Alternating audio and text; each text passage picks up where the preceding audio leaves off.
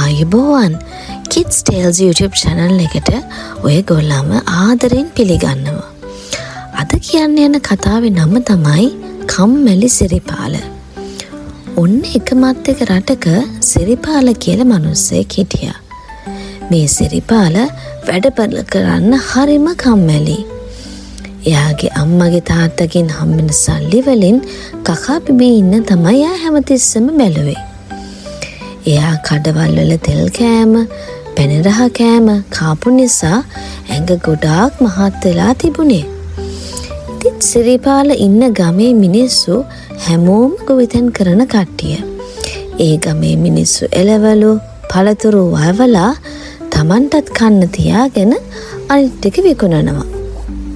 හැබැයි සිරිපාල ඒ කිසිම වැඩක් කරේ නැහැ. එයා හැමතිස්සෙම බැලුවේ කඩවල් වලින් කෑම කකා ගෙදරට වෙලා ඉන්න. ඉතින් මෙහෙම ටිකෙන් ටික කාලය ගත වෙලා සිරිපාල හිටපු ගමට හිම වැටෙන කාලය පටන් ගත්තා. ගමේ අනිත් මිනිස්සු සීත කාලෙට එළියට යන්න බැරි නිසා ඕන එළවලු, පළතුරු, අනිත් කෑම ಜಾති එක්රස් කරන්න පටන් ගත්තා.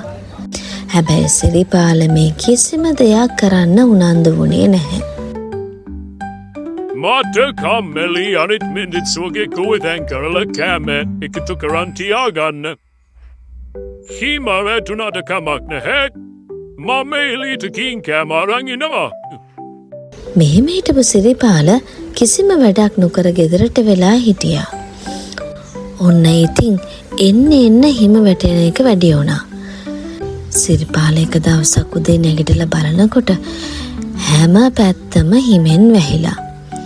පාරේ කාටවත් යන්න බැරි විදියට හිම පිරিলা. දැන් සිරිපාලට හොඳටම බඩගිනි. බඩගිනි ඉවසන්න බැරිම තැන සිරිපාලයාගේ අල්ලපු ගෙදරට ගිහින් කෑම ඉල්ලුවා. මට සමාවෙන්න. ඔය කොල්ලන්ට කරදර කරනවට මගේ කම්මැලිකම නිසා කිසිම කෑමක් මම ගබඩා කරගත්තේ නැහැ. අනේ මට එළවලු ටිකක් දෙන්න පුළුවන්ද කෑම ටිකක් හදාගන්න. මේක ආපු අල්ලපු ගෙදර හිටපු නැන්දලා දෙන්න සිරිපාලට එළවලු කූඩයක්ම දුන්නා. මම මේ මිනිස්සුන්ට නිකරුණේ නාවුණා. දැන් මට කෑම නැතු ඉන්න වුණා. මම ආයේ කිසිම දාක වැඩ කරන්න කම්මැලි වෙන්නේ නැහැ. අම්මලාගේ සල්ලි නාස්ති කරන්නේ නැතුව එළවලු පළතුරු ටිකක් වවලා ඒවා විකුණන සල්ලි වලින් ජීවත් වෙන්න පුරුදු වෙන්න ඕනේ. මෙහෙම හිතපු සිරිපාල හිම කාලේ ඉවරණු ගමන්ම Tamanගේ වත්තේ එළවලු පළතුරු පැලවවල ඒවල පළදාව ලබා ගත්තා.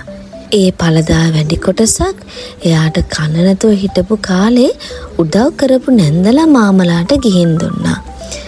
සිරිපාල ආය කවදාකවත් වැඩ කරන්න කම්මැලි වුණේ නැහැ. එයා නිතර වැඩ කරපු නිසා එයාගේ මහතත් අඩු වුණා. නිරෝගිමත් වුණා.